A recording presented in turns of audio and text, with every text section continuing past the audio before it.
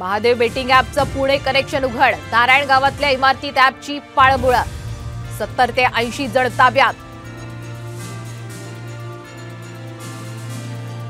जिरेटोपाच्या वादानंतर प्रफुल्ल पटेल यांचं एक पाऊल मागे। महाराजांच्या अपमानाची गोष्ट मनातही येऊ शकत नाही, यापुढे काळजी घेईन, पटेलांचं स्पष्टीकरण।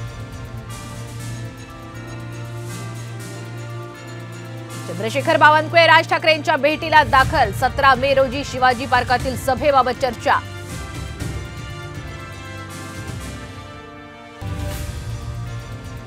पंतप्रधान नरेंद्र मोदी आज महाराष्ट्रात। नाशिक कल्याणमध्ये सभा, तर दुपारनंतर मुंबईत भव्य रोड शो।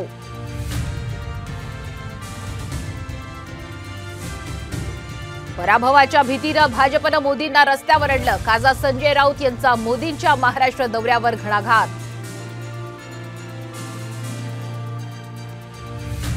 घाटकोपर होर्डिंग दुर्घटनेत आणखी एकाचा मृत्यू। मृतांची संख्या 15 वर।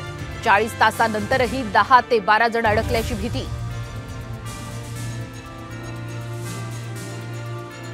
नाफेड आणि एनसीसीएफची कांदा खरेदी कागदावरच। 8 दिवस उलटले तरी सुद्धा खरेदीला मुहूर्त नाहीच। बळीराजाच्या पदरी निराशा।